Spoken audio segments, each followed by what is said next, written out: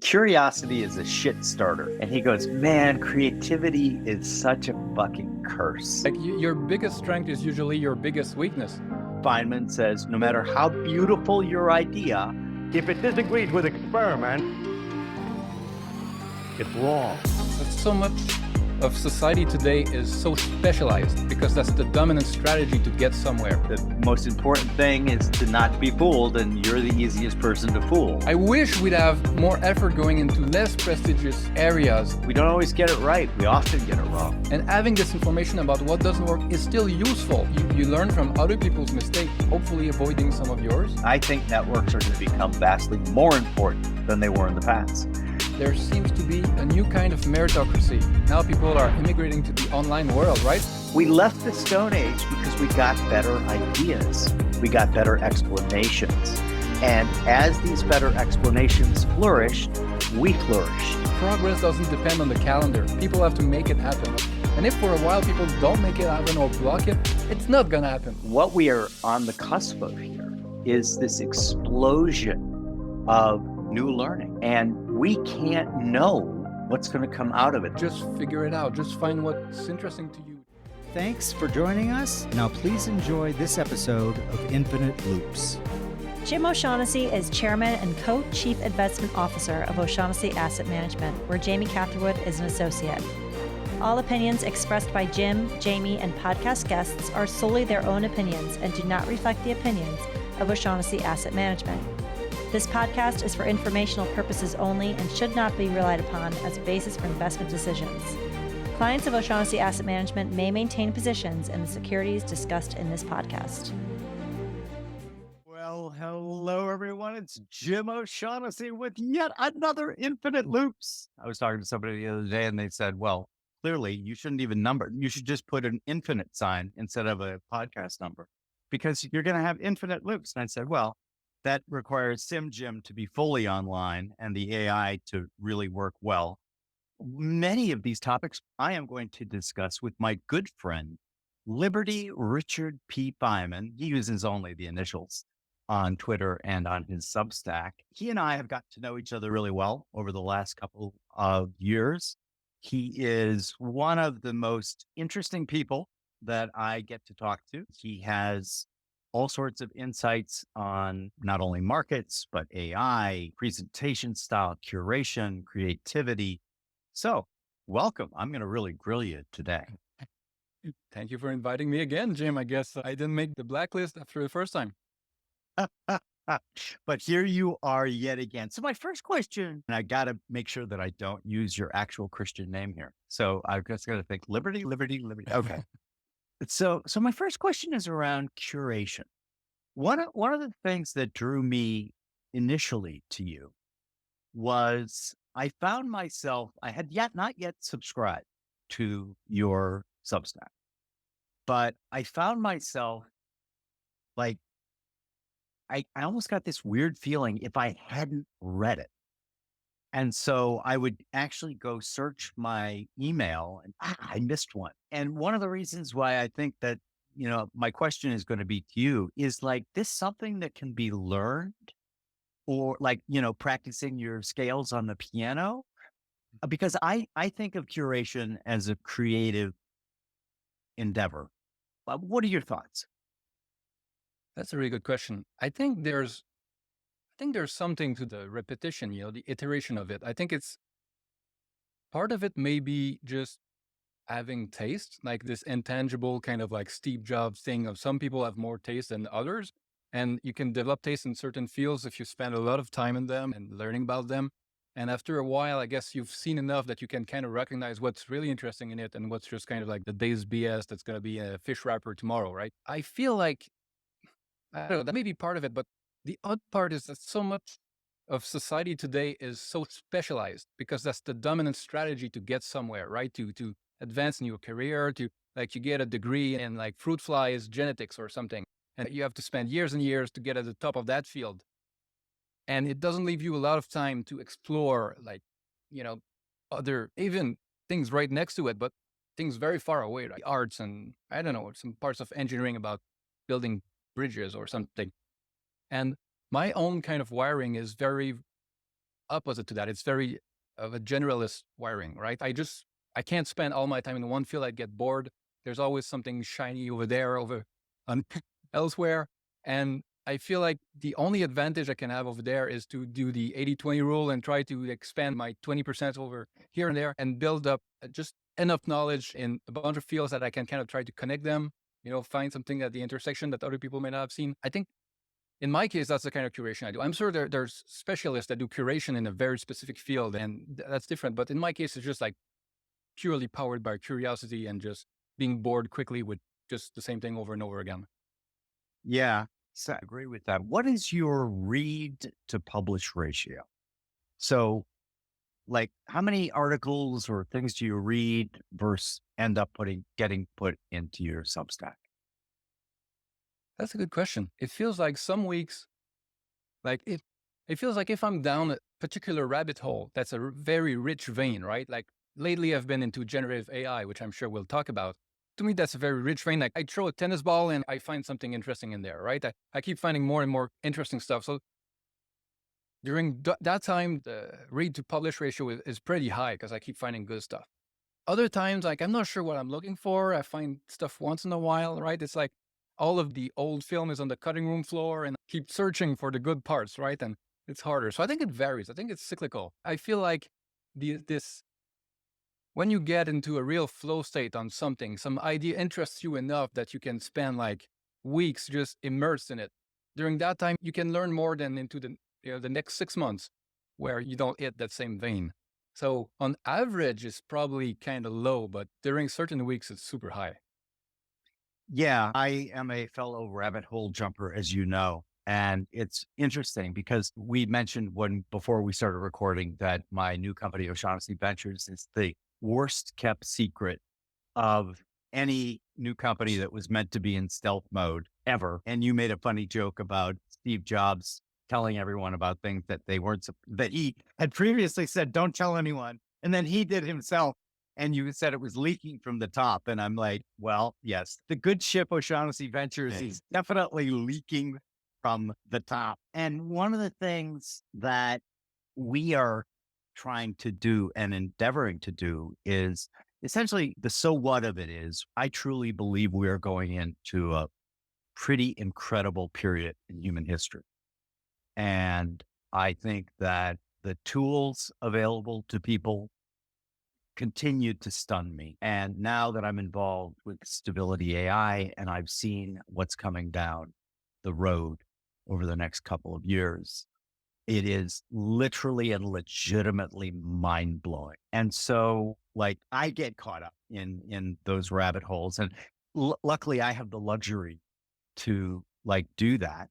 But a big thing that we're going to be doing at O'Shaughnessy Ventures is, you'll fellowships, and there's a bunch of these, right? We're actually basing ours on the mythical Atlantis. And one of the things that I was reading, because by the way, if you really want to go down a rabbit hole, type in Atlantis mysteries into Google or your preferred search engine. And there was a great book that talked about how they sent people out, scouts, if you will, to all corners of the earth. And they have these very antiquated names. So my folks at O'Shaughnessy Ventures have updated what we're going to be doing, but this idea is going to have 12 Atlantean scholars and we're going to fund them. And it's still in the thought process phase. But I think that I think your future, given your skill set, is just going to be so amazing because of your versatility. I think that I completely agree on the whole specialization in the sciences, for example, in medicine, in engineering. Of course, yes, of course, I want people who really know how to build a bridge. And so, but I think that we're going to see also an awakening of creativity. And when I say creativity, I mean in all fields. I'm not just talking about art. Not talking about just generative AI, but like entrepreneurs are creative, are creative. Like I view creatives as a much larger group of people. And so our basic thing is we're going to find them, we're going to fund them, We're going to hopefully do business with them, plug them into our network. But it leads me now to the big topic of AI, because you and I have been having a really great chat. And I felt really bad, and I actually DM'd you because I used what you said when we were talking about the various use cases for AI, specifically in medicine. So now I want you to be able to take credit for them and outline the three that you gave me, because I think they're brilliant ideas. The people that I've spoken to in my group in AI think they're brilliant ideas, but I'd love it if you would outline them for our audience, because they really are insightful. Oh, thank you. I'm just happy that the ideas are there because, like, as you say,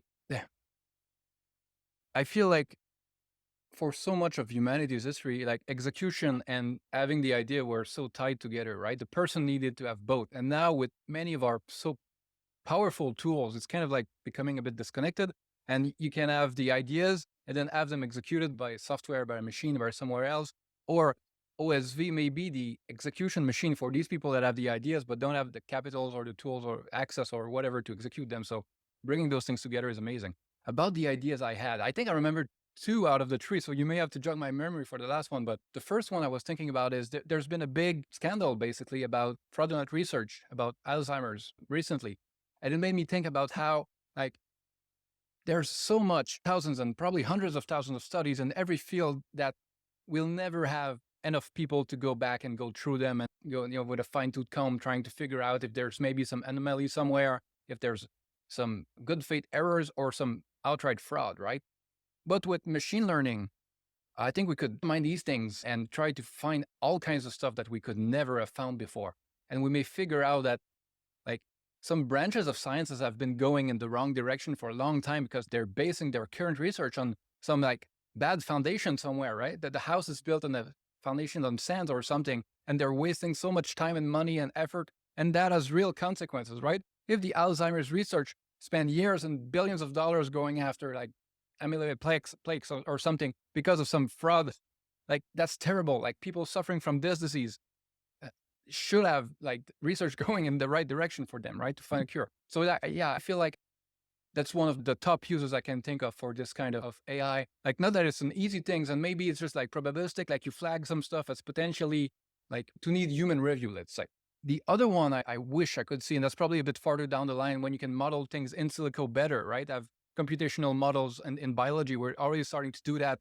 Google has kind of cracked a lot of computational protein folding stuff.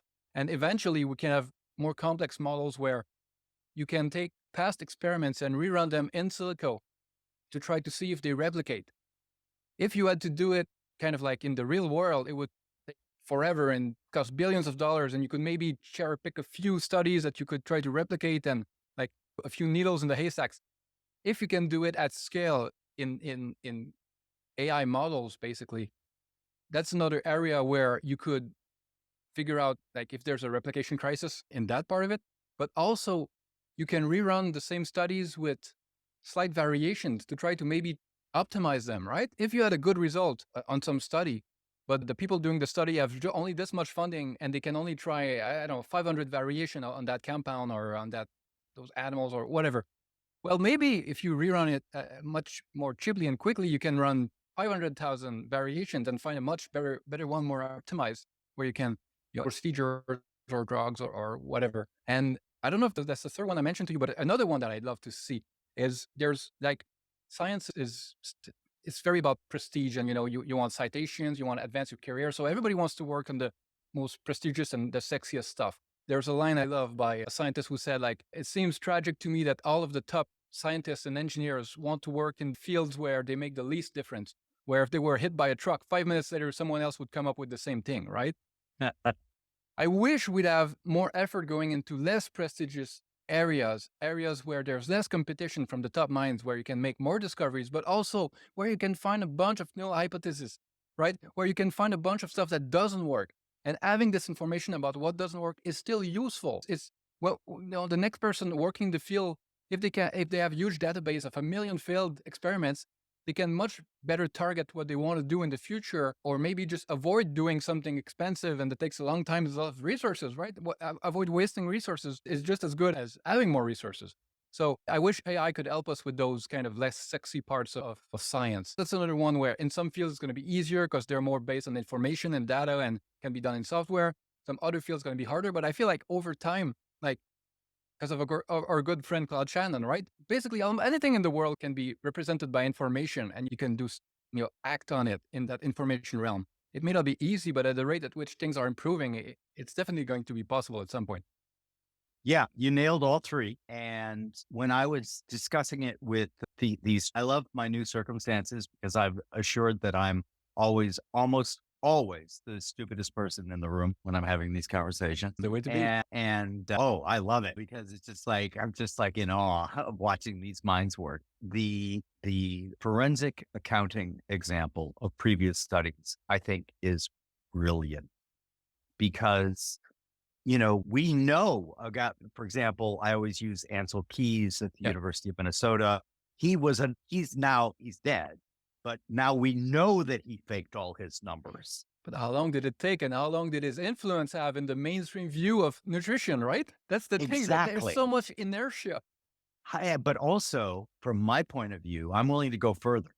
How much destruction did that one man cause by lying because he had this pet theory that failed? Our hero, Feynman, says, no matter how beautiful your idea, if the experiment fails, you're wrong. Yeah, nature is the final arbiter, right? Exactly. And so this one really I'm passionate about. All credit to you. But as I think about it, there's got to be, actually, I love to bet on things. So we're setting the bar, and I set the bar at 25%. And after some conversations, it's inching its way up to 30% that I believe are going to, when AI does the forensic accounting, are going to be either outright fraud, where like data that was inconvenient was removed. We know about those things too, and or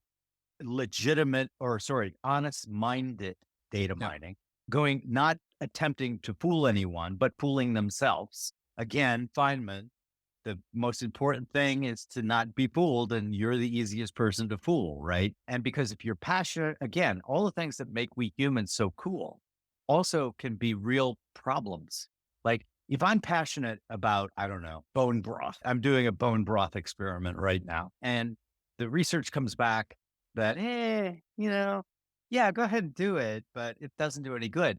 It is just our human nature to seek out the information that says, no, bone broth, Kobe Bryant says bone broth was the fountain of youth, right? So the other thing that I understand now better about AI that I didn't before is we humans, another thing we have trouble with is grokking exponential anything, right? So there's a great quote, I can't remember whose it is, but it's something like, the problem with human beings, and Shannon, of course, knew all about this as well, is 1, 2, 3, 4, a lot. Phone numbers are 7 digits. We are not configured to be able to comprehend literally millions, hundreds of millions of data items, whereas AI has no problem with that. You just gave me an idea for a new things that I wish AI could do. What if, because one of the hard things for scientists is that they have to be an expert in, like, I don't know, the livers of mice, right? And then they also have to be great at methodology and statistics and understand all the probabilities to power the study correctly, have the right sample rate, the right control group. This part of it is also very difficult, and it's hard to be an expert at both, right? So I think a lot of mistakes come because the scientists may not understand properly the right methodology to have the study say what they want it to say. And I know that they can get help with that, and they have like other experts that can consult, but what if you could have an AI that you run the study through first, and it tells you if the methodology is correct? Because it happens, like Peter Attia writes about this all the time, about how like the headline in the New York Times or something is like, vitamin D does nothing. And then, you go look at the study, and like they gave like 400 units, and then they self-reported, they never took blood samples, and that's the study. It's like, this is a terrible study. It doesn't say anything, right? It doesn't say anything. But people read the headline, they stop taking their vitamin D, and they probably are worse off because of that, because vitamin D is known to be extremely toxicity is very difficult to get with vitamin D. It's very inexpensive. So the downside is basically nothing, and the potential upside is pretty high, right? So it's a good asymmetric bet to make, even if you don't have super great studies about it. But if the studies are bad too, right, that's a huge disservice to everybody. So that's another thing. Like, if you could have this AI service for scientists where it's like, okay, I've designed my study, I either you write it down in natural language, like LLM, right? Large language model style, like GPT-3, and the service can understand it, or you have some other software where you have to enter it more formally. And then the AI can spit back out like, okay, for what you're trying to do, like you would need a bigger, I don't know, sample size or this or that, or your probabilities over there are like you've made a math mistake, basically. A bunch of scientists would probably love to have that kind of stuff. The other thing I want to say as an aside, because we're talking about Cloud Channel and information, is about around the same time this podcast should come out, I'm doing a podcast about Cloud Channel with Jimmy Soni, who wrote the biography of Cloud Jimmy, Channel, I know him well. Yeah. and great David guy. Sanra, both of them on the same podcast with me. So we're trying to bring that's Cloud awesome. Channel a bit in the spotlight. So I think you'll enjoy this one. Oh, I love that. I'm a bit jealous. Those two guys are two of my favorite guys. So you're going to have a blast. Likewise, great friends of mine. So staying on the AI, I think that's a brilliant idea. And one of the things that like I do is like, I just generate like I can't help it because of what I did for 40 years, essentially was I generate algorithms in my head all the time, trying to figure things out. Right. And so now I've seen it change over to generating use cases for AI. And like people like you are just, I envy because you're so good at like just there. That's a fantastic use case. You gave the idea. You gave the idea. All credit to you. But, the other one that I really like very much is the null hypothesis. We at OSAM keep what we call a research graveyard, which is essentially the same thing. We don't dispense with the studies that are not correct or proved to have no efficacy. We keep them because we want to see how they were structured, what was involved, everything else, so that our researchers go to that library, which is growing and growing. And I had one guy come into my office a few years ago and say, I love this data set because just because of that, I saved a month of my time. He said, I was bummed out when I came in because I thought I had this really great idea. And he goes, and then I go to the research graveyard and I'm like, oh, shit. Yeah. And it's a different application of the principle someone like Munger would say about life in general, right? You learn from other people's mistake, hopefully avoiding some of yours. Make different mistakes, but at least you won't hopefully do the same, right? Oh, this person drinks too much. Maybe that's not a good idea. This person has too much debt. Well, that's a good way to go, bro, right? In science, it should be quant or whatever. It should be the same thing, right? How can we go wrong? Let's learn about that stuff before we attempt something else. And too many people try to shove that all under the rug and pretend that their batting average is 1,000. And like, if nobody sees it, it's like it doesn't exist. Well, I don't know. There's good information you're throwing in the trash over there. Totally agree. And I love this idea of good information because one of the things that excites me the most about AI is that I see literally, and I got to be careful because I get really excited about this. And in the Deutschian sense, I'm very optimistic, but like in the David Deutsch sense, in other words, I have no illusions that there aren't going to be big problems that are going to be secondary or tertiary effects from, the primary effect. I can't remember whose quote it is, but it's like, he goes, so we invented fire alarms, fire departments, fire warnings, all of these things. And so one of the things that I want to kind of shift gears to now, still on AI, is so I've collected art, contemporary art, almost my entire adult life. We have this big thing where we like to, if we can, buy living artists because my wife is a expert at art history and she was fascinated by the idea of patronage and by being able to affect someone's actual life, right? And we've had some wonderful experiences where that is the case. But one of the things so I've been talking to a lot of my artist friends, people we collect and things, and like, I'm not surprised that some of them are like really unhappy about generative AI. And I always try to reposition it with them. I have up actually today on my two thoughts from a quote from Degas, which is art is not what you see, but what you make others see. What do you Yeah. think? I saw that one in my inbox this morning. It's good. I wrote a bunch about this, and I feel like there's kind of like the political solution, and there's what I think is the more, I don't know, my own solution, right?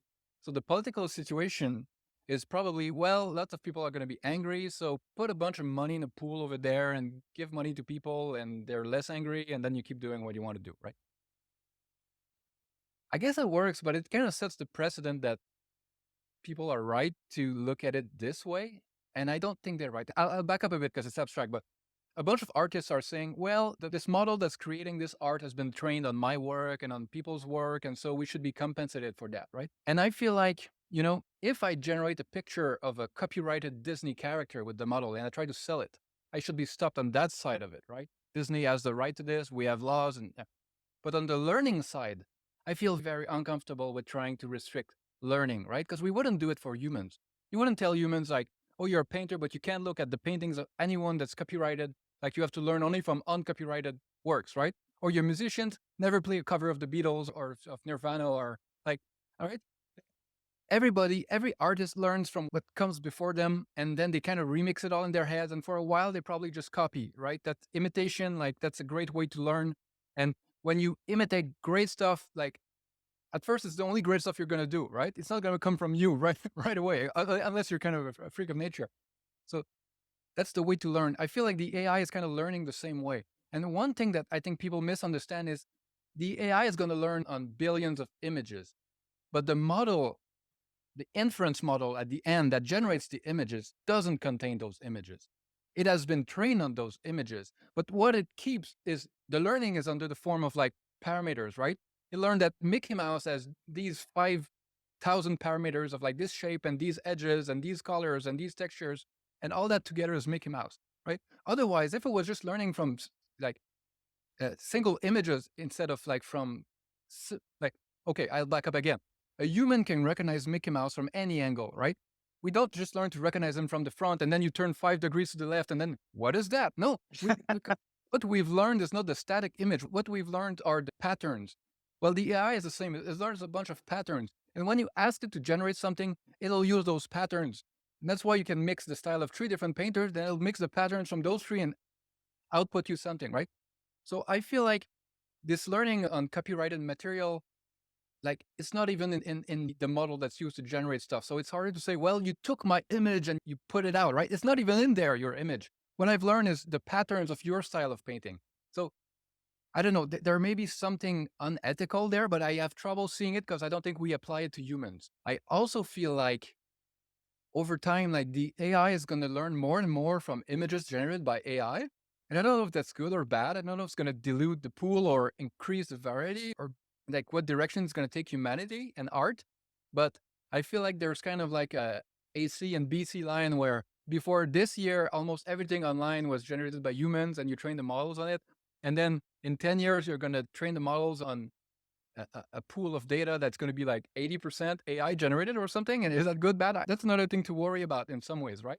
Because like there's not going to be only good actors in there. There's going to be all kinds of spammers and scammers and propagandists and all that kind of stuff. So yeah, I'll leave it there for now.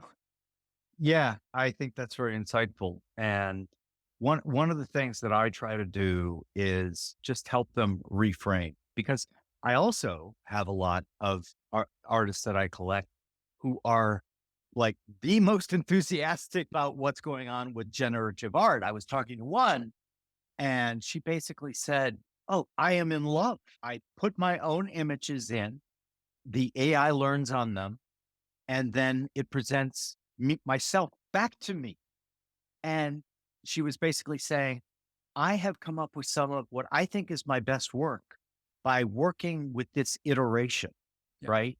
And she said, I don't have any feeling that the art that I put out at the end, which I interacted with the AI on, is anything but my art. And she goes, so I look at this as just really a new and incredible tool for me as an artist. And so I'm hoping, it's like we both know because we're both students of history. Like whenever something new comes along, be it like a new form of entertainment, like movies or radio, people freak out, this is going to ruin the youth. You can go all the way back to Aristophanes and his plays in ancient Greece, and same things are being said. And like when the camera came out, right? Like when the camera came out, portrait artists were like wearing black armbands. But that over time, they get tuned in. Oh, wait a minute. This might actually be a really interesting new tool. Or, maybe this frees me to not try to have to do an exact likeness of this person I'm painting. And you get Francis Bacon and you get people like that. Yeah. And so I look at this as just like we are continually evolving, and that's a good thing. And I think, yeah, we don't always get it right. We often get it wrong. And I think you always have to acknowledge that, because then you bring error correction into the equation. But I think that directionally, to steal another line from a friend, the arrow of progress is up. And go. I think, yeah. And I think we shouldn't only look at it from the artist's point of view. It's a very important point of view. But there's also a lot of people who consume art, who enjoy art, whose lives are enriched by art. And so if there's more good art out there because of these tools, is that that's a very good thing for society, I feel like. I have a folder where I save my favorite images created by these AIs.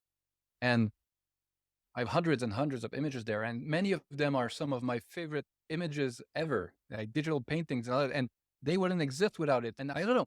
I feel like it's kind of like the long tail thing, right? Oh, because of the internet, there's so much crap out there. Yeah, but the absolute number of brilliant things has increased. And that's kind of all that matters, right? If you have good filters, good curation, and so on. So I feel like with these tools, you still need to have pretty good taste to produce good images. Like people will just jump in and it's easy to make crap too, right? Some of the best images I've seen, when I save them in a folder, I get the username of the person. And over time, I realize that some usernames come up again and again. And so that person probably has really good taste, really good imagination. As I was saying earlier, like the execution and the having the idea has been kind of disconnected, right? You don't need to be a great painter to paint the idea. But some people have tons of great ideas that they would never have executed otherwise. And so these ideas exist now because of these tools, right? Even I feel like, because I've had all kinds of crazy projects with generative AI lately, like I spent 2 weeks doing series of images that are digital paintings of orcs. And so I have orcs like working in offices, on cruise ships, on vacation. I have orcs in fine dining restaurants. I have cyberpunk orcs with like exoskeletons working in spaceports. Like all that stuff wouldn't exist, right? Because I don't have the means to produce that stuff otherwise. So I feel there's value there. I don't want to like forget the artists, because it's good for the consumers of art. I don't like the word consumer, but the appreciators of art. But I think these people need to be kind of taken into consideration too, right? Yeah. I agree. And I think that obviously people know where I stand. I am a huge believer in both open AI, because I think these powerful programs should not be controlled by a small group of people, because that, in my opinion, Lord Acton, power corrupts, absolute power corrupts absolutely. And if we have a system where AI is closed and controlled by a few plutocrats, that's not a good world. It's it becomes a panopticon. And I have lots of grandchildren, and I don't want them growing up in that kind of world. And also, you make the point quite eloquently that what we are on the cusp of here is this explosion of new learning. And we can't know what's going to come out of it. That's another Deutschian thing that I am always quoting. We cannot prophesize the future. We cannot say what new inventions and innovations are going to happen. And so this idea that we should close the books, right? Like anyone who says the science is settled has never read anything by Shannon, by von Neumann, by, any of my favorite science, Feynman. any of my favorite scientists. That's scientism. It's not scientific method. And like, so I believe that we're really literally at the beginning of what could be a golden age for human development. And any attempts to throttle that or thwart it. Now, listen, I am fully aware of the dangers that some of these technologies. So, for example, one of the initiatives that we are announcing at Stability AI is we're doing a deep fake detection software contest. Stability AI is putting 100,000 US up as a prize, and O'Shaughnessy Ventures is matching that with another 100,000. So there's going to be a $200,000 prize for the winning algorithm or program. And if it succeeds over our hurdle rates, we're going to give it away for free to everyone. That's good. And so we are aware of the problem. Some are more intractable than others. But AI ethics, for example, we want to get an open dialogue. And I would even love a wiki where people could come and present their ideas. It would be moderated, of course, because there's going to be a lot of crackpots who come in and, say everything, Luddites, et cetera, et cetera. Or even non-people, right? And Right. GPT-3 writing into the wiki. Don't turn me off. Exactly. And so I just think I share with you the general optimism that is tempered by the acknowledgement that we have to deal with problems that undealt with, could be very dangerous. Yeah, that's the thing. I think it's probably easy to hear that I'm very optimistic, and I'm generally pretty optimistic about that stuff. And so because of that, I have to remind myself of the dangers and the bad sides. And I try to take that very seriously. Like I've been interested in AI for maybe, I don't know, 17 years or something like that. And a lot of people, like, it's funny because a bunch of what I used to read about back then is happening now, right? Oh, when we can do this and that in 25 years, 50 years, and now it's all more quickly than we expected. The things I'm worried about are not like the small problems that always come with new powerful technology. The way I tried to separate it in my mind is like, there's a bunch of recoverable problems where you make a mistake and you figure it out and you fix it. And that's always been like that with every technology. And like, people complain about this problem, but it's like, okay, but the problem we used to have that was fixed by this was bigger, right? Remember, like, there's no good old days for humanity, right? It used to be pretty terrible in many ways. We take it for granted now, but that's on one side. What I try to keep in mind, and I try to keep it in the conversation as much as I can, is there's also the potential for non-recoverable problems with AI. Because if you think about it, all of humanity's most powerful tools and technologies and weapons, they're all basically IP, right? A nuclear bomb, that's an idea, and then we made it. But that's the idea that created it, right? AI, as it becomes better and better, and you get AGI at some point probably, or even without AGI, you can make all kinds of very scary stuff with it too, right? Bioweapons that are like synthetic biology that our immune system cannot recognize, and you leave it dormant in someone for years before activating it. And so everybody has it by the time, like, I can imagine terrifying scenarios with that. So I want to make sure that the people making the AI, like, make humanity better with all kinds of cool tools. And then we fix the recoverable problems as we get them, and that's fine. But we always keep our eye on the big non-recoverable things, because as Buffett would say, like, you can have these lines of great CAGR, and then you multiply once by 0. And even if you're cured cancer and done 9,999 great things, if you have one big non-recoverable thing, that it all didn't matter, right? So that's the thing. I always want to make sure that the people working on this understand. I'm sure they do, because they're much smarter than I am. But that's a little part that, like, every time I'm super optimistic, I'm like, yeah, but I hope we really don't screw it up too much, right? Same with me. I have exactly the same attitude.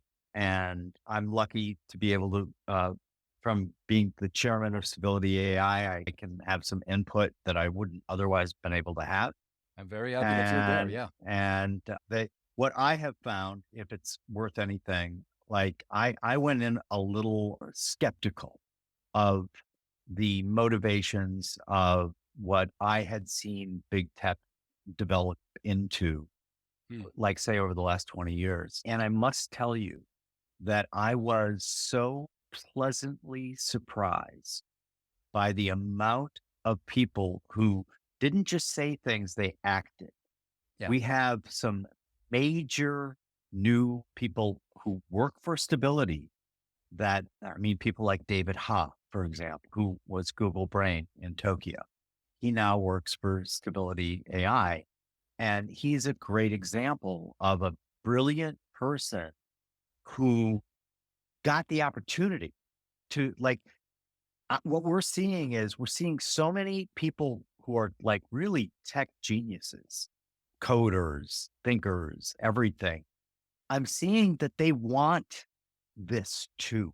In other words, they don't want to optimize the objective function for revenue. They want to optimize it for creativity, for learning, for all of these things. So I have been maybe I'm just naive, but I'm actually watching this happen with them, like coming of their own steam and own accord. We're not even recruiting them. They're coming to us.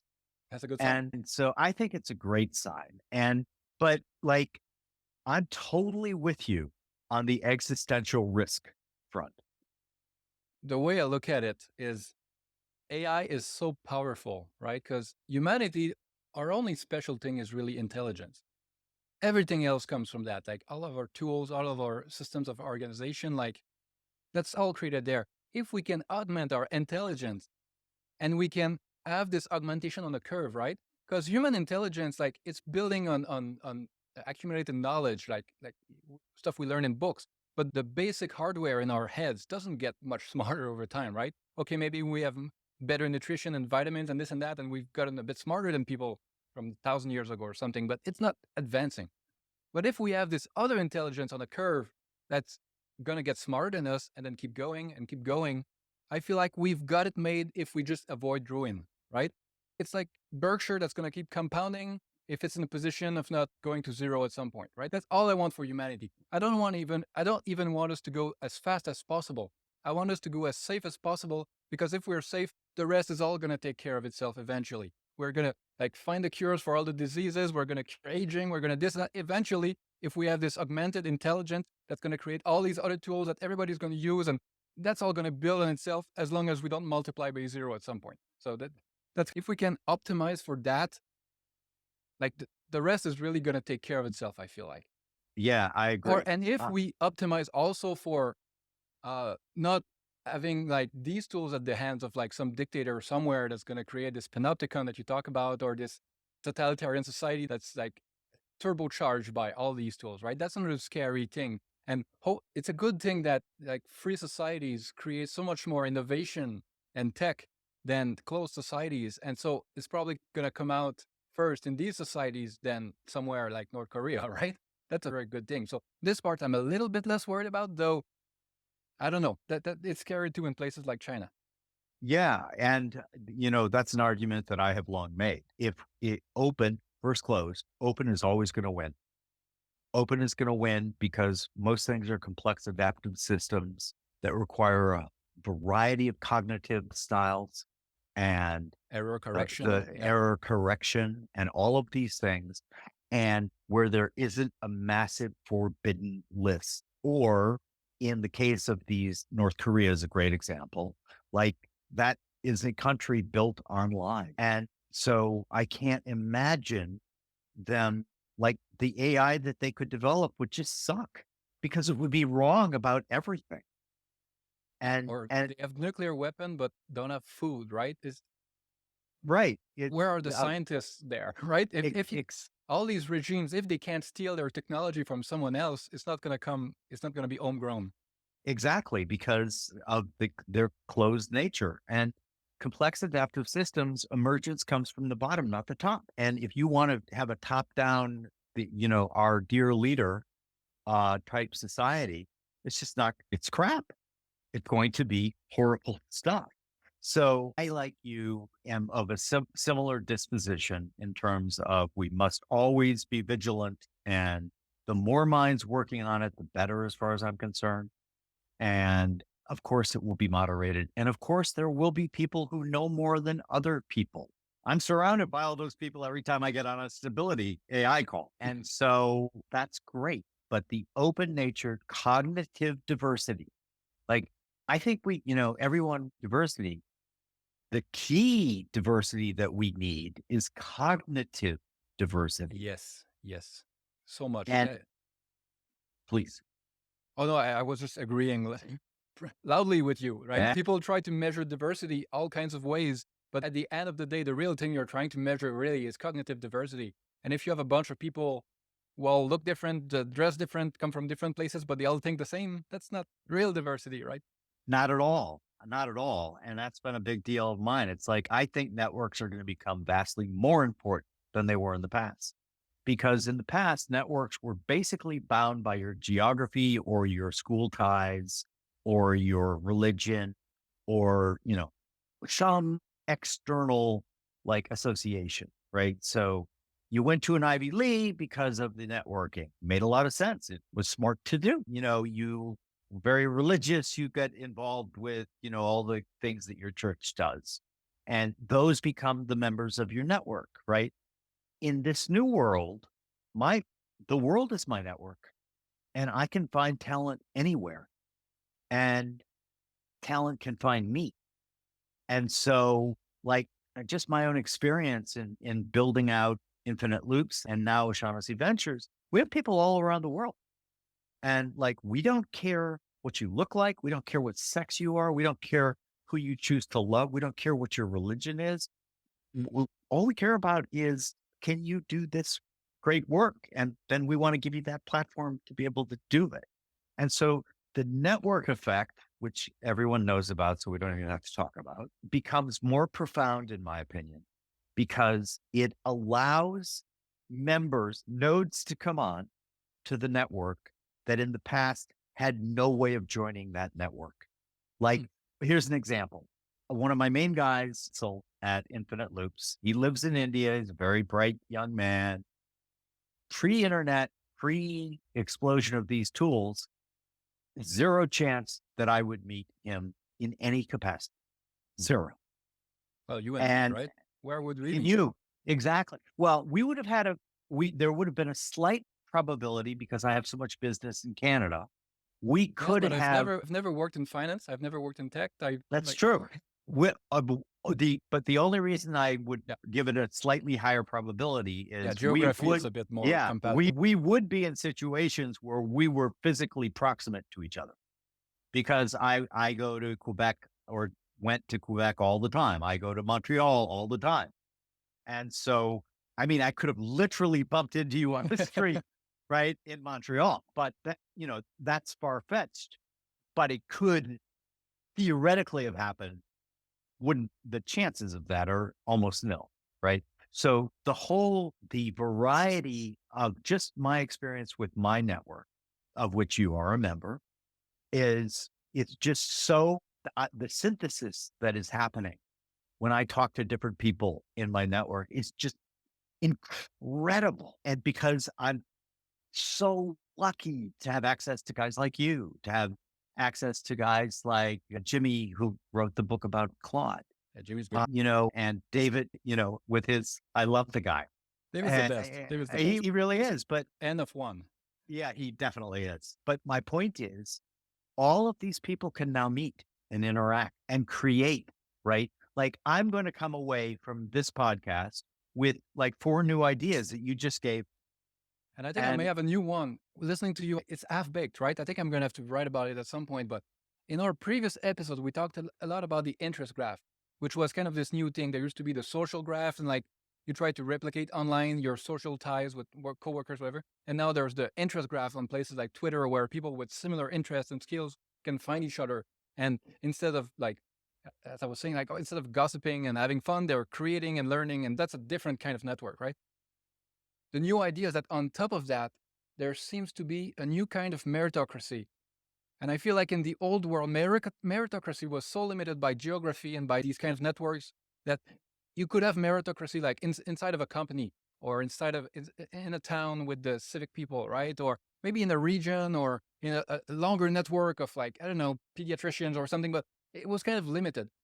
And now I feel like there's 2 things that overlap, where you have this global network of people with similar interests where like the really good people can kind of rise to the top, but you also have this infinity of niches where you have all these little mountains where you can get to the top of that niche, right? Because if you had this worldwide thing, but it was still the 3 channels and the middle of the bell curve, there's no space there, right? To rise up to the top. So meritocracy would be limited. But if you have the combination of like infinite niches and subcategories and subfields with a way of finding the good people in each of those fields, I feel like that's a new thing. I don't know what it is, what it's called, but I think that's a new thing. I'm going to have to write about that.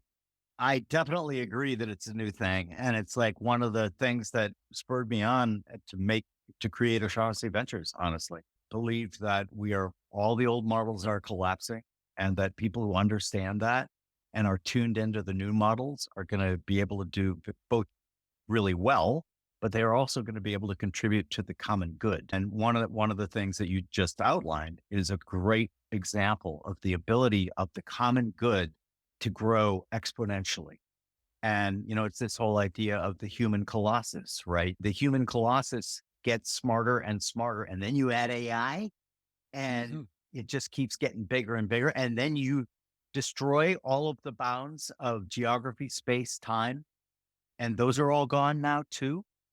And like when you conceive of this and you see this network, I tend to see it in my head. It's just like the flashing lights, man, are like, it's incredible. And so I think, it's like everyone loves to joke about Twitter, but I still think Twitter, whoever owns it, by the way, has the chance to emerge as a true real-time worldwide global intelligence network. And does that mean that 90% of it is still not going to be shit posting? No, it doesn't. It leaves room for that, right? As long as the absolute number of really good ideas and people is higher than without, that's still a real net good, right? Because all the shit posting, you can ignore it if you want. I feel like what immigration to the US used to do, now people are immigrating to the online world, right? Elon Musk, if he had stayed in South Africa, right, maybe the story would be different. So many people in the US came from elsewhere, and where they were, maybe there was not this opportunity, right, to build companies or run a lab that did something great. I feel like our people now kind of like taking that, ambition, that intelligence, that work ethic, that perseverance, and putting it kind of the online world and applying it there instead of like, when you talk about geography kind of collapsing and, you can work with someone anywhere, like only so many people can immigrate to the US and come to somewhere where they're freer to do what, attempt to do what they want to do. But if the online world can stay open enough and full of opportunities, it could be that kind of place too. Totally. We did it in the real world, but it could be additive. Yeah. And it's much easier to change your digital zip code than to change your actual one. And so this freedom of movement and of ideas and of concepts is unprecedented in human history. It is unprecedented. And like, I'm just like giddy over it in terms of what can come out of it. Again, being very mindful that we always have to keep an eye on that existential risk over there. But yeah, I'm extremely bullish on it. I want to switch gears here because you are also, I know this because of all of our private chats and DMs and whatnot, you're very creative. There's a great quote. I can't remember who said it. I just jotted it down for not coming on with you. But curiosity is a shit starter. And one of the things that we're developing as a campaign for O'Shaughnessy Ventures is that this first part of it is going to be aimed at creatives. Now, I think of creatives in a much broader category than many people do. I think somebody who's a founder of a company, that's a creative. I think that a scientist understanding new disease and or whatever, that person, he or she is a creative. So, but in the more conventional sense, one of our branding guys during one of our Zooms said, man, he's a creative and he's a creative director. And he goes, man, creativity is such a fucking curse. But everybody lit up. Everyone was like, we have another guy who's doing the analytical side. He goes, but no, it's a magnificent obsession. Right. And so we're actually running with this idea because I talk to a lot of my friends who I consider like the most creative. And I think Do you think that creativity is a curse? Oh my God, yes. And then when we talk about it, not a curse in the I curse you sense, but in the sense that it just compels you that you just can't help yourself. You can't turn it off, right? It's Right. like your biggest strength is usually your biggest weakness. So sometimes you wish you could focus on one thing or just y- be linear about something, but then you're all over the place. And yeah, I think I understand what you meant. Yeah. So, but as a creative, tell me about a time where you had the aha moment thinking, oh my God, why, why am I, whatever you happen to be doing, why do I have 500 images of orcs on in my folder? And how did you overcome it or take advantage of it is what I'm interested in. That's a really good question. I've never really thought about it. I guess it's a introspection is a skill that has to be also used, right? And sometimes you use it on certain parts of your life and not on others. I think it's funny because I used to play music. I know you're also a huge music fan. I used to do all kinds of things. And then for a while, I was just investing and all of my notes were kept private. And like I also used to write in public a lot, like 10 years ago. And then for a while, everything was private. And I was talking to a friend of mine who's a novelist. And he kept telling me like, oh, don't you miss it? Like, don't you miss creating? And I'm like, oh, no, I'm creating a ton, right? I'm writing tons of words in my note. And it wasn't until I started the Substack kind of on a whim, like as a hobby, right? It wasn't supposed to be anything. And then I realized, oh, I really did miss it. I really missed an outlet that's public where you can put stuff out there. And it's not the same when it's public as when it's private. And it all feeds on itself, right? Because you do one thing and you get feedback and it gives you an idea for the next thing. And someone says, oh, this reminds me of that. And they point you to someone else who did something similar. And like once the kind of the machine has started, like you don't know where it's going to go, right? It's kind of a self-directed thing with like 15 hands on the wheel, right? You're kind of trying to hold on, but other people are like, come this way, come that way.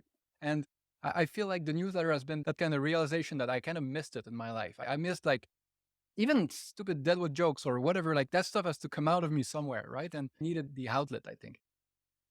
Yeah. And so what I hear you saying is dare to take the step, dare to like put your stuff out there in public, because cumulatively what's going to happen is what you've just described. I think if you have good ideas like you do and you put them out in public, what's going to happen is your ideas are going to get better That's the thing. You because start with bad ideas, but then you repeat. And like I wrote for like 10 years in a different job every day. And like you have to get those words out of your system, right? It's going to be shit for a long time. And then it starts to get a little bit better. And then like even in this project, if I count everything, I've done maybe like 400 editions in 2.5 years. That's a lot of iteration, right? And if I go back and look at the early stuff, it's like it burns my retinas. But that's you have to go through that stuff. And now I'm sure that in 2 years, I'm going to look back at what I'm doing today and it's going to be like, that really sucked. But that's the good thing, right? If you keep looking back and finding that you sucked, it means you've probably improved. Maybe you still suck, but at least you've improved. If you look back and you're like, oh, that was brilliant, I was a genius, either you really are a genius or you're just fooling yourself and you're just stagnating and you're not improving, right? yeah, I agree. And that seems to be one of it. It does not surprise me, your answer at all, because that was kind of one of the things as we were batting it around.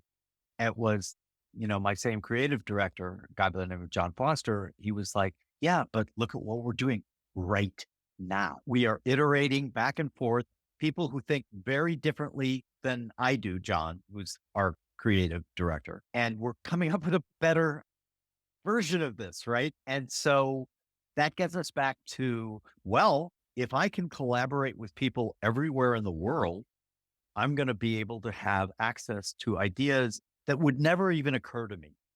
Right. And so I'm very bullish on that, but it also becomes that sort of you got to take the first step because like, I feel there's huge leverage to encouraging others to do it. Part of what I like about my newsletter is I'm mostly directing some attention to what other people are doing. Like, oh, I found this great stuff over there. I found this great study over here. I found this great Substack, this great, right? And I try to highlight that stuff, right? That's why the title is Liberty's Highlights. And like, I can only produce so much myself, but by trying to highlight the stuff of others, well, some of them would do, great regardless. But a few of them, like they come to me in the early stages and like, oh, I have nothing to say. It's like, well, you bring people along with you, right? A lot of people are at the same stage as you are. They're just learning, so you can learn along. Like there's always a version that you can put out there that's going to benefit someone, that's going to be useful to someone, or that's going to be useful to you because you're going to grow as you do it. So just encouraging people to do it in OSV, then that's another way to leverage where one person can do a bunch of stuff themselves. But if you provide the tools and the capital or the distribution or the attention or whatever to others, like that's real leverage. That creates a ton of value in the system. And having these people with the taste and the kind of distribution, right? Even Ben Thompson has started doing more of that, where it's not only Ben Thompson now, it's Ben Thompson interviewing people, it's Ben Thompson having podcasts with other people that hosted by others that he's not even on, but distributed through his channel, right? These people can generate tons of value as kind of nodes in the network. Totally agree. And you've just outlined the business model of O'Shaughnessy Ventures. It is, we now live in an era where I can meet other people who we can have a win-win relationship. And that's another big, part of our investment thesis, because we have different verticals, right? So we're branding them all because of Infinite Loops. We're branding them all Infinite Films, Infinite Media, Infinite Adventures. Infinite Adventures is investments, because venture capital was originally called adventure capital, which I like so much more, right? That's good. And so, but our litmus test, is this an asymmetric opportunity that B presents a win-win opportunity for everyone involved? And if it fails either one of those tests, we won't do it. And so it's really interesting because you find yourself, I'd never really kind of thought about it that way. You know what I mean? And so I went back and I went through, because we've been doing private investment for a long time. So since the early 2000s, because we had, all of our assets were in long world equities, which worked out fine, but you wanted to diversify. And so I went back and I started looking, and sure enough, like at least 80% of them meet both of those criteria. And so, like, for example, just off the top of my head, permanent equity, that's Brent Bishore. My son, Patrick, raised Brent's first fund for him. We have been big investors with Brent. And how's that a win-win opportunity? He's reinventing private equity, which in many respects is not the greatest business model. And he is turning it into a vastly better business model. And like all of those people who would have lost, right? Now, if they're working with Brent, they're winning because his model's completely different. His model isn't to get rid of assets that are non-performing and, put the lipstick on the pig and lever up 5 to 6 times and then sell it to someone else. I don't see a lot of value add there, but his model is tons of value added. Another one that we're invested in is Matt Clifford's Entrepreneur First. And talk about a win-win. It's like he kind of looked at the venture model and said, this is broken. How can we ever get the sense for somebody if, it's one and done, or if, we comb through the data room and check all the boxes. We don't really know. We need to spend actual time with that person, seeing how they think, all of this. And so he came up with this idea that he co-founds, he and his partner at Entrepreneur First, are co-founders with other founders. They put them on a clock and, they give them time. And like, it's a really fascinating, I think, improvement to that model. So I'm lucky that a lot of the things that we already had invested in follow this rubric of win-win, because I also believe that we are going into an era of, different names, right? Scarcity is leaving. And because of that, plenitude, human beings have never experienced plenitude other than, rich plutocrats, right? Most humans haven't. And you looked like you were going to say something really profound. So I'm going to let you say it. Oh, I doubt it's profound, but like you're saying a lot of my favorite words, right? Win-win and like abundance and like there's a few mindsets I wish we could try to inject into the zeitgeist a bit more, right? And these are some of them, like just being a rational optimist about things, not being a blind optimist, but rational optimism generally leads to better places because you're trying to picture a better place and then you can build it. If you don't even think it's possible, you're never going to get there. It's self-fulfilling, right?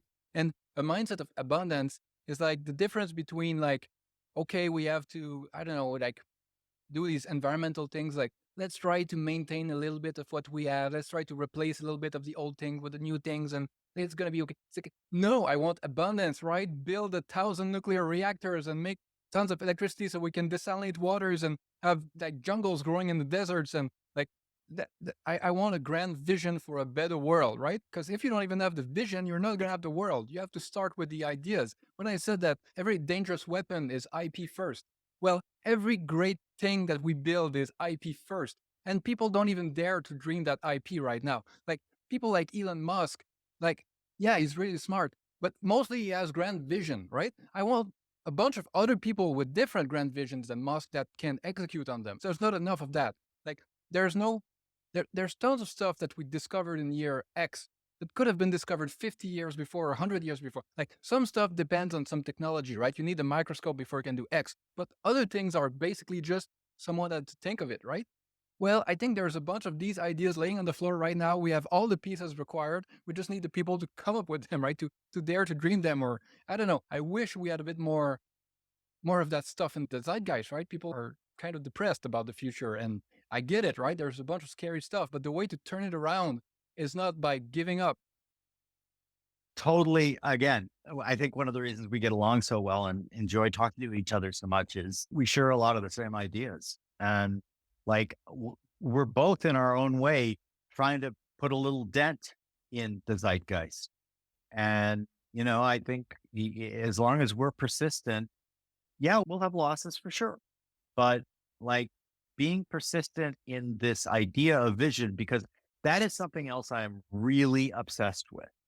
Everything we see, everything, even when I was on safari in Africa, everything you see came out of the mind of a human being. The only thing that didn't come out of a mind of a human being is if you could find some piece of land that a human being had never set foot on or changed in any way. It's like we didn't leave the Stone Age because we ran out of stones. We left the Stone Age because we got better ideas. We got better explanations. And as these better explanations flourished, we flourished, and so on. And so the idea that like, oh, that I want to be Rousseauian and return to nature. I don't.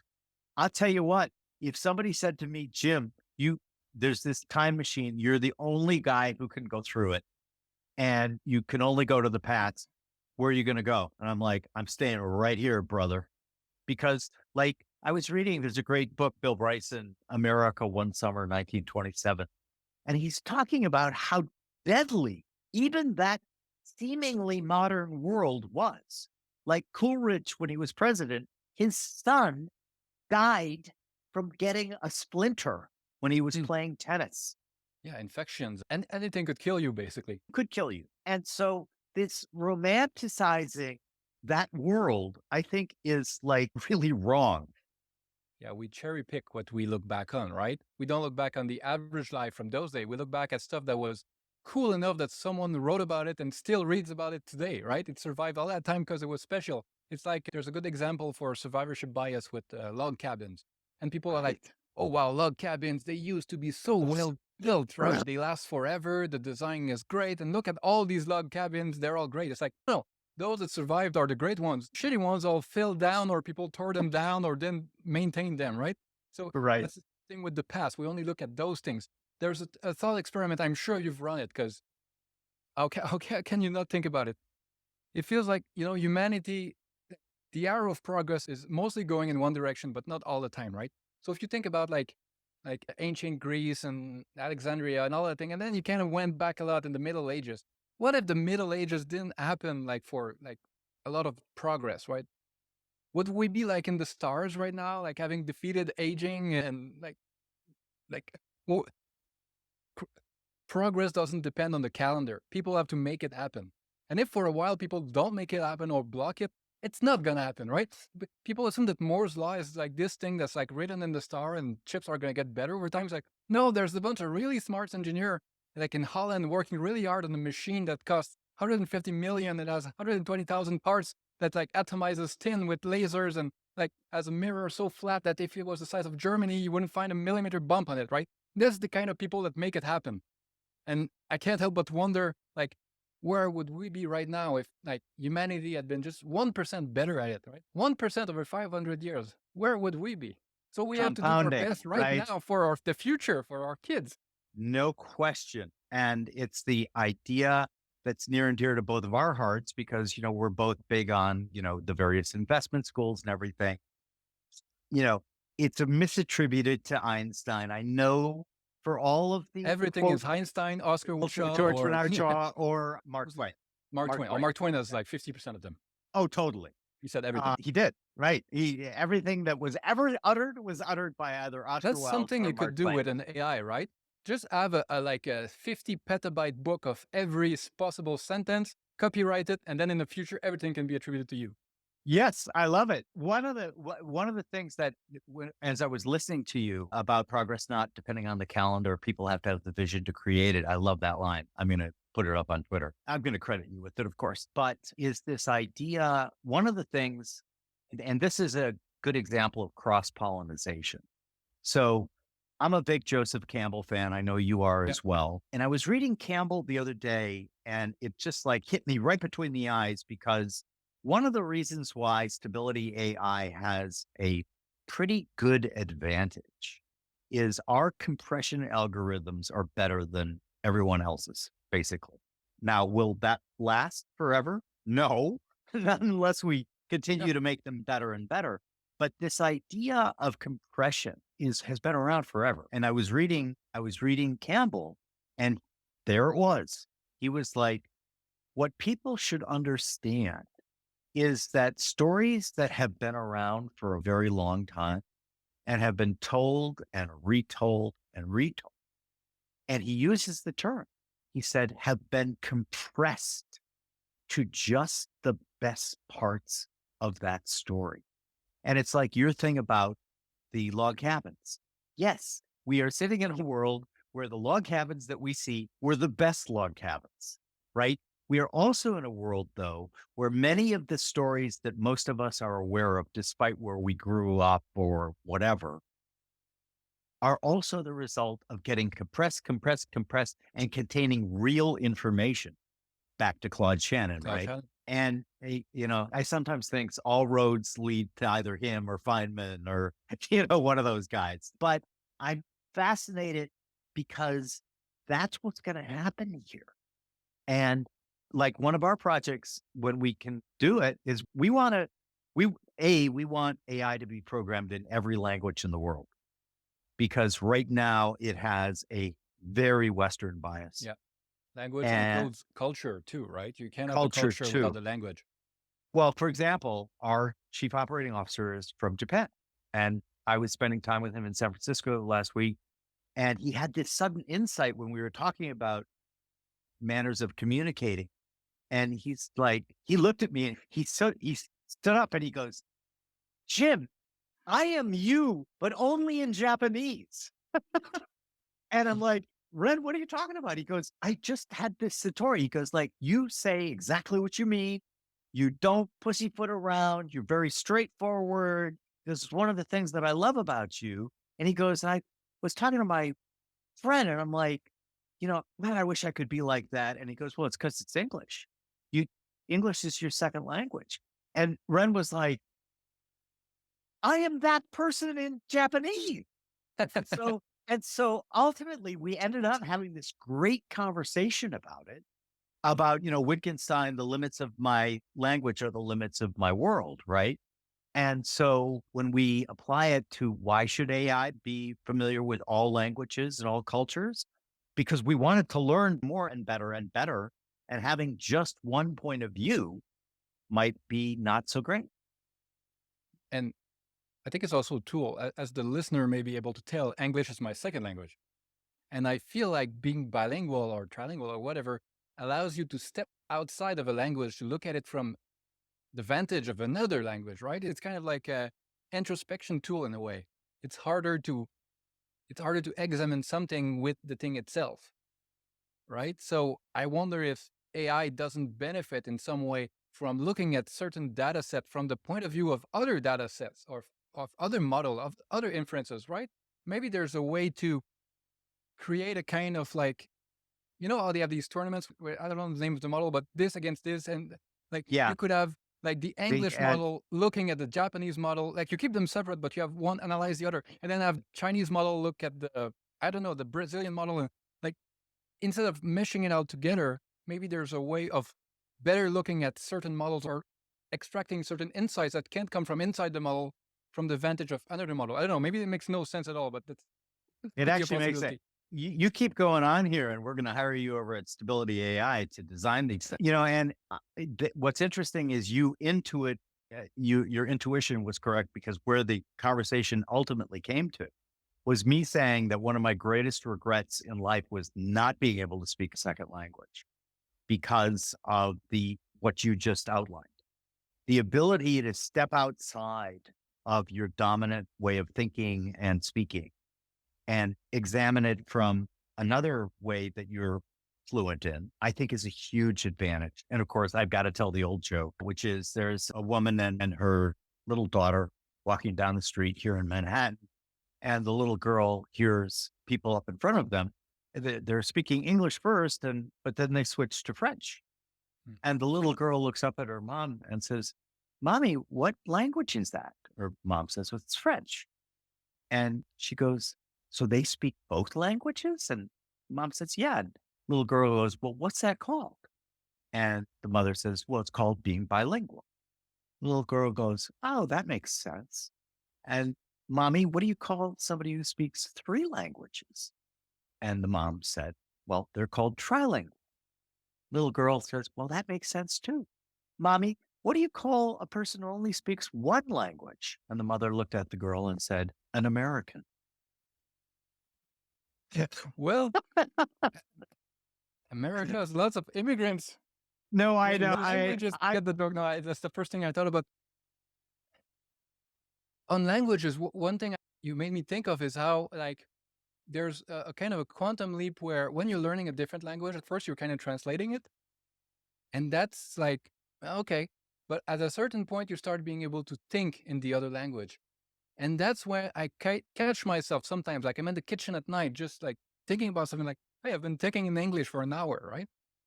And that stuff is weirder because I'm not sure I'm the same person in my head in English as I am in French.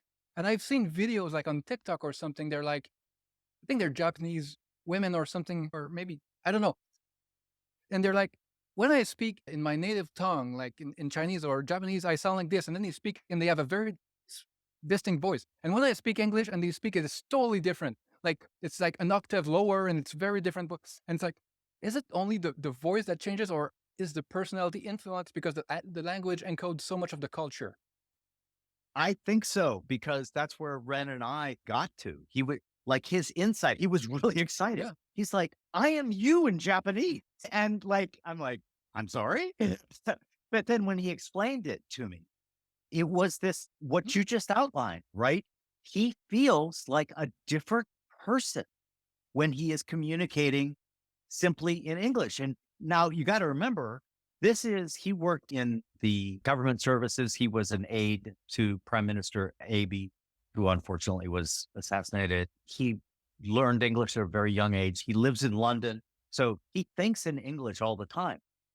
But then he was just like always talking to a good friend who's Japanese. And obviously we're talking in Japanese. And he goes, and that exchange just lit up in my brain. Oh, I behaved very differently when I was talking to my friend in Japanese. So the next logical question would be, is there a diminishing return, right? If you know 3 languages, 4 languages, at some point, do you stop having these kind of split personalities, or does it keep going on, right? Does someone who knows 6 languages, very different languages, are they like switching between like kind of partial personalities inside of their head when they switch languages? I wish there was a study on this. Yeah, I do too, because I think it's really exciting. And again, one of my great laments is that I was too lazy to learn how to speak another language. Like, so for example, for many years, we went to Italy every year. That was interrupted by the pandemic, but I had been in Italy long enough so that I could understand Hmm. not like a rapid fire Italian conversation, but like when they came up and just like asked simple questions of me in Italian, I knew what they were asking. Right. And like, and and it got to the point where I didn't even have to translate it in my head. I just knew, oh, they wanted this or that or anything, but try responding in Italian, forget about it. And we were with some friends where the guy spoke fluent English. He had been trained in English from his youth. And his wife, who was a lovely person, did said she didn't speak English, right? And so we were having a conversation and he was being very polite and speaking in English to us. And anyway, I made a joke or he made a joke, I can't remember who, in English.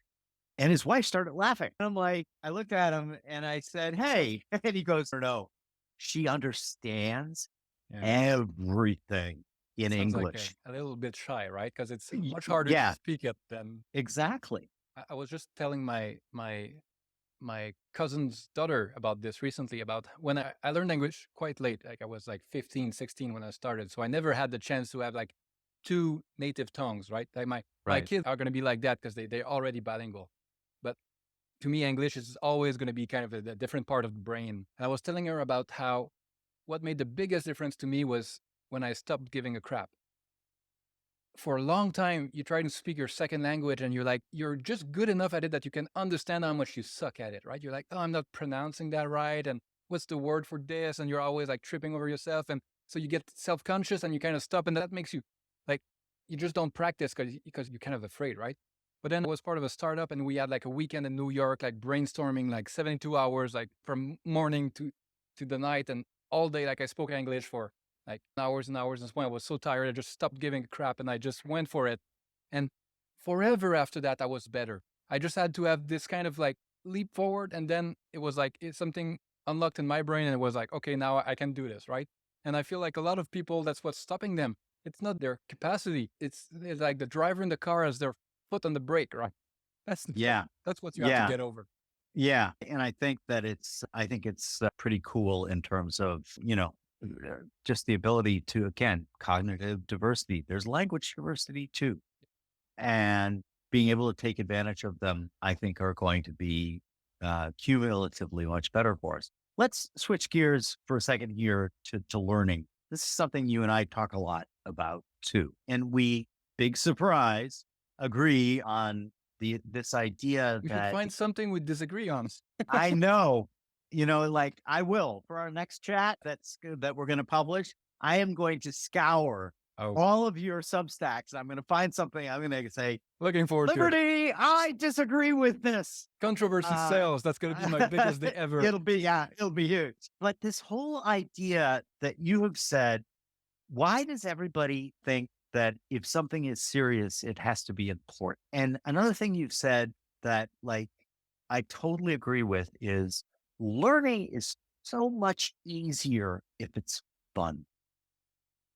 Oh, 10,000%, right? That's the thing. Like you can never make someone learn something. They can learn it. You can put them in the right position. You can surround them with the right tools and the right incentives. But if someone doesn't want to learn, right, they can be sitting in MIT all day long and they could learn nothing at all. Or they could learn just enough to pass the test and then forget it the next day. And I'm that's something I think we agree to. It's like the current education system has been created for a certain thing. And that thing was mostly like, when you're young, get out of the way of the parents so they can go work in the factory or something. And then you kids, you're going to learn to like be a good worker, be on time, be like, everybody's the same. Everybody's doing the same things. And like, it's kind of like a big daycare / prison system with some learning on top of it. And I feel like my kid, like we spend an hour discussing, like he's going to ask me questions he's curious about, and he's going to learn more in an hour of intense curiosity in conversation than he may spend in a week, like with a teacher, like at the blackboard or whatever they have now, the digital board. I feel like school should be about lighting the flame of curiosity and giving you like basic tools like reading and like arithmetics, and there's stuff that they teach you that's super important for all of the rest. But the rest should more be about like children are naturally curious. They're naturally learning machines. And what school should do is not kill that. Like it should be about avoiding errors rather than trying to do something special because it's already there. And I wish, I don't know, because it's a hard problem, right? If you put me in charge of redesigning school systems, like it's not that easy. But I think we can know what not to do, right? A lot of what we're doing right now is what not to do. And that's part of the internet's superpower. Like everything I've done since I was a teen was based on stuff I've learned by myself in books or online. And most of the books I've read, I've found online. Right? It's all, if I didn't have that, I'd be a completely different person. All of my life's trajectory would be different. So just figuring out how to have more people, that's one of my big things, right? Is the exploration versus exploitation kind of framework. I feel more people should be more on the exploration side of it. And that's the thing we should encourage, right? That's what I tell my cousin's daughter when I see her. I try to be kind of a mentor to her and be like, at your age, right? Don't be locked on just one thing that you think it's going to be the thing for your life, because you haven't seen enough things yet to know what you really like, what's really interesting, what's out there, right? You can't know what's out there just by passively absorbing it, because TV shows and this and that, they all show the same things, right? Everybody's a doctor, a lawyer, a firefighter, or a soldier, or what. There's way more stuff out there. There's way more stuff that didn't exist when your parents grew up that they can't tell you about. New jobs are being created all the time. Like being a Substack writer is not exactly like an ancient job, right? So I don't know. If school could somehow be reorganized to foster this curiosity and this exploration and have the flexibility of adapting itself to what kids want rather than trying to bring kids to what the school want, to form kids in the shape of what the shape of the peg of the school, right? That would be wonderful, but I don't quite know how. So I will admit to taking advantage of you by incepting that idea in you, because I think that some of the biggest new and incredible innovations coming are going to be on the educational side. And so I'm talking to a lot of my super smart friends like you and getting them to start thinking about it. And I know you're not going to be able to stop thinking about it. Probably not. And then I'm going to get a great, and who knows, we could go into business together on one of your great ideas, because I could not agree with you more. The old way was essentially pounding creativity out of people, because the needs of society in an industrialized world were very different than the needs of society today. And what we need today is teach the children how to learn, not what to learn.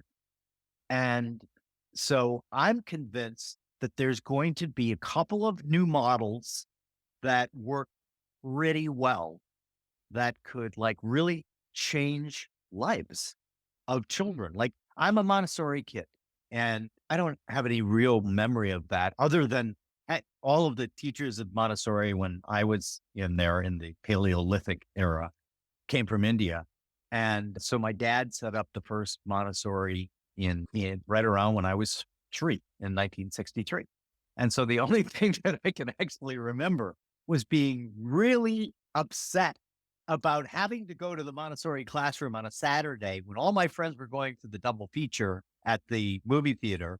And the woman in her beautiful sari and everything was, demonstrating it was a parents' day and they needed kids. And no one had heard of what Montessori was, its methodology. And I've got it, now you've given me an idea. I probably should have my sister on here. She probably knows more. She's the former trainer for North America in the Montessori method. But I didn't even think about all the advantages that gave me until way later in life. And my sister did this thing. I was just going through like I'm moving out of my office because I'm retiring from OSAM and going with the new company. And there were these baseball cards that my sister had made up, and they called Montessori All-Stars. And I'm looking at it. Guess who else was in there? The founder of Google. Oh, Jeff Bezos. Oh, and the list just keeps going on and on. And so like Montessori is an older version of being able to get kids involved, and kids can do so much more than we think that they can do. And that's why Montessori has you work with knives, real knives and things like that. And dexterity is very important. But my point is, I think that there are other models, combination of other models, et cetera, that are going to work beautifully. And like, to me, that's super exciting because talk about win-win, talk about asymmetric opportunity. It's literally like, how you have a curve, and the sooner you can have an effect on the curve, the more you can bend it, right? If you can affect someone's childhood, like, you can change the whole rest of their life, and by a huge amount. There's such simple stuff that should be like, I've been reading Jocko Willink's books to my kid, and some of the principles in there are so powerful. And now my kid is like doing pull-ups and trying to, like, there's the right idea at the right time in someone's mind can change everything, right? I'm sure you've seen Carol Dweck's stuff about the growth mindset versus fixed mindset. Well, just putting these ideas out there in people, and I'm sure there's studies that say, oh, the effect is not this. Like, there's still stuff that we know can work. And even if it works on 30% of kids, that's much better than zero, right? And then you talk to them about Stoics or with the power of technology. Well, the best teacher in the world, right, Khan Academy or something, can teach millions of people. And the teachers can be more about like one-on-one time with the kids rather than having to reteach the same things over and over again. Like we can record things now. We can spend our times on better stuff. Like my version of that was, I went to regular school, but at the time I didn't know it was a good thing, but my childhood was extremely unstructured. I basically had all the time in the world to do whatever I wanted just by myself. And I think that's what kind of preserved my curiosity. If I had been like super structured, like, oh, at this time you do this, and then you have this class, and then you have the piano lesson, like, I'm sure some good would have come of that, right? And sometimes I wish I had that.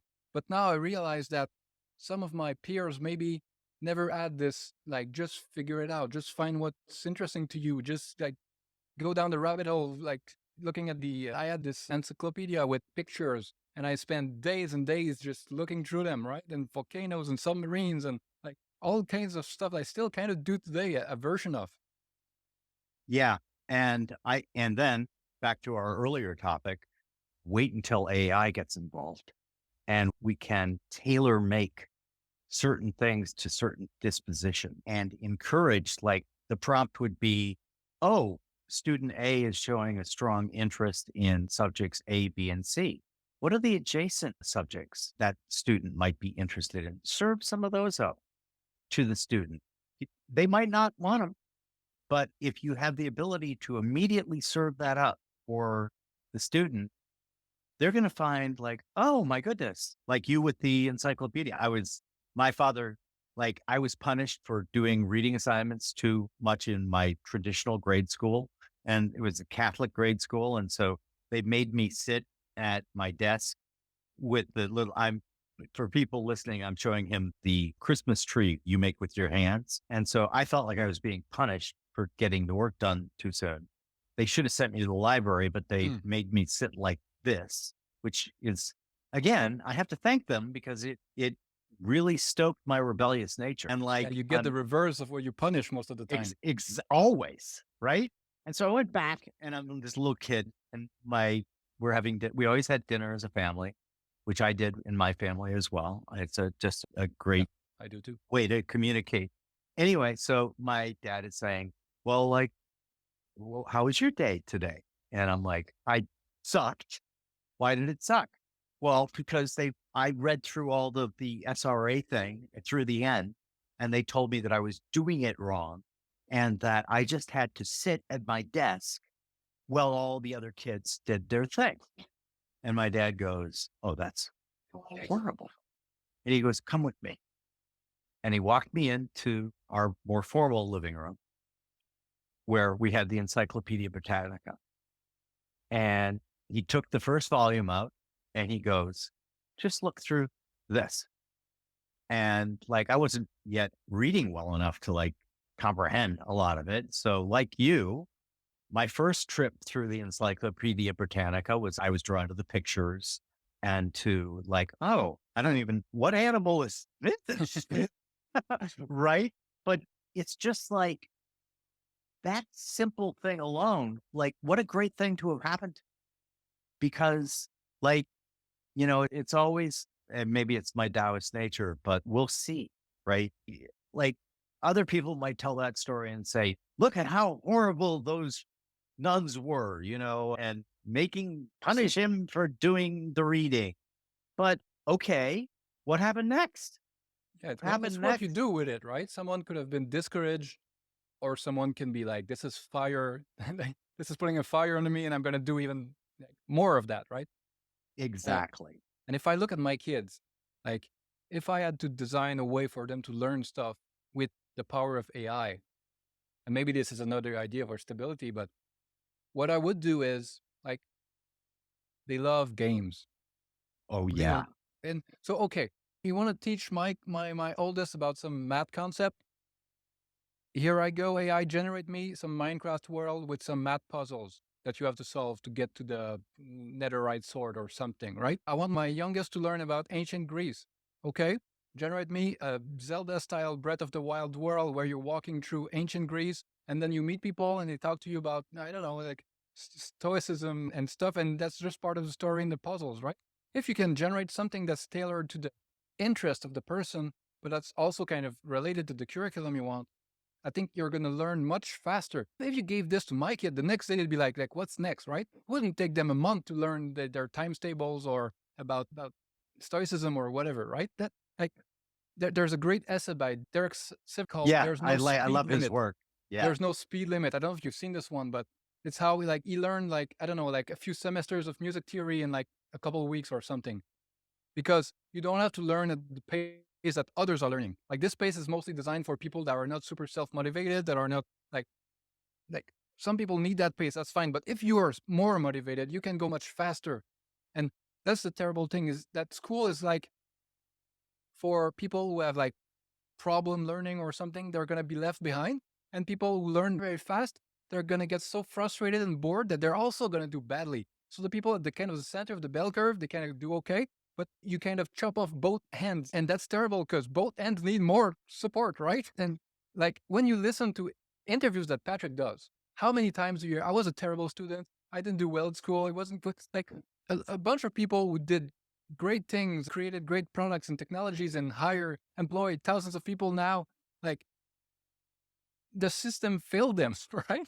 And that's right. How many people that have been failed never recovered, and we're missing out on their greatest life's work because like some people can recover, but some people like through no fault of their own, they just won't recover from that, right? That's tragic. Again, we are just so eerily simpatico on these things because the What game was the joke idea, we had? A long lost son in Canada or something. right?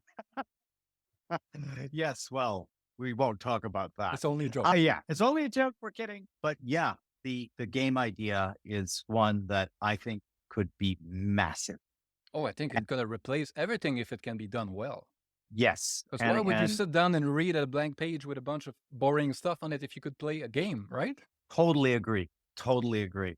Well, I didn't get to our agreement on that we should build 1,000 nuclear plants around the world. We agree on that too. And maybe we'll lead in with that as our next conversation. And maybe for people who are expecting a bunch of stock market talk, we'll talk a little bit more about investing next time too. But so this is even better than I anticipated. And I had very high expectations for you. So you have exceeded them. Always love talking to you. Love your ideas. I love seeing you succeeding with the Substack. And I know it's been a slow go. And it's like that, when as you point out, like sometimes people get, Tim Urban does these graphs so well. Yeah. Like they give up right here. And then the next thing is a vertical. And I love the fact that you're not giving up, but more importantly, that you're having a good time doing it. And I always try to keep that number one. Yeah. My own thing is like, number one priority is to keep it fun for myself. Because if I don't do that, I'm going to stop it and I'm not going to achieve any other goals. So it's pointless to have any other goals if it's not fun. Totally aligned with you. All right. So we always have the same question that we've modified a little. I used to go in much more elaboration on it, but I am bestowing on you a magical microphone in which you get to utter 2 phrases, and these phrases will be incepted into every human being on the planet. And whenever they wake up for whenever their next day is, they're going to sit up in bed and think that both of these ideas were their own, that they're the best ideas they've ever had, and that they're going to act on them. What 2 things are you incepting? Can I keep my crown and my royal outfit from the last time? Yes, you may. That stuff, I think I'm going to reference a few things we talked about. I think the first one would be on the explore versus exploit. And I don't like that name a lot. I think I prefer explore versus create, right? I feel like specialists are creating in one field. I'm going to try to incept people to move the dial a little bit more in the exploration direction, right? That's kind of what I try to do with this Substack. Like maybe people don't have time to do it themselves, but like if you read what I'm writing, it's like you're going to learn about like nuclear submarines and about like all kinds of random stuff that you may not have found otherwise. Maybe half of it, 2/3 of it is not interesting, but if a couple times a week I give you something interesting that you would have known otherwise, and maybe you'll discover your new favorite album or TV series or a new book or whatever. Like to me, like if I can do that for even one person, like perfect, I've done my job, right? So explore a little bit more, inject a little bit more chaos into your life, right? Stuff that doesn't fit usually, right? If you only listen to country, well, go listen to some gangster rap for a while, right? That kind of stuff. The second one is more serious. I wish everybody would take very seriously what we discussed about when it comes to non-recoverable mistakes, about ruin, right? We want to really avoid multiplying by 0, because if we avoid that, I think the rest is going to take care for itself, because our technology, our science is getting powerful enough that a bunch of problems that have been unsolvable, like we've put everything against them and they were not solvable, I think now we'll have the tools to solve them. So if we just kind of stick around, right, billions of people could have better lives. Like we just have to avoid that non-recoverable mistake, right? It just takes one, right? We don't have to have, and the danger is that there's multiples way of this could go. Like Nick Bostrom has a good book about this called Existential Risk, right? There's some stuff I love about, his like, work. super volcanoes and asteroids. Like there's some stuff we can do more about, some stuff we can do less about, but whatever we can influence, nudging it by 0.1% for like all future lives, right? If you avoid one existential event, you're not only saving people alive today, you're saving the trillions of future humans that are not born yet, right? So the utility of that, like nothing compares. It's the same reason why I'm so in favor of working much harder on the diseases of aging, right? Curing all these, because like it's an evolutionary blind spot, right? Evolution doesn't care what happens to you after you reproduce, because your genes are already passed. So all of the selection pressure is after reproducing age. That's why everything goes wrong in our bodies. But we don't have to have the same priorities as nature, right? We can fix that stuff, right? Anyway, I'm getting on a tangent as I always do, but that would be what I would try to incept. I love both of them. I think they're both great ideas. And again, here we are. I'm going to find things we disagree on for our next chat. But like immediately my thinking goes to Deadwood. For listeners, Liberty and I are both massive fans of Deadwood. Yeah. The Western series. And like, we'll talk about it at any chance that we get. And the other thing, we share a love of many of the same types of movies. For example, I saw you watched Amadeus. Oh yeah. Again, one of my favorite movies of all time, but listen to me. I haven't watched Amadeus in 25 years, probably. And I bet it's that memorable that you could almost see it in your mind, scene by scene. I can. I absolutely can. I absolutely can. Anyway, thank you so much. As always, it has been my pleasure and privilege to talk to you, and keep inventing these cool new ideas. Who knows? We might do something together with them. Thank you so much, Jim. I really appreciate you inviting me, and it's always a great pleasure talking with you.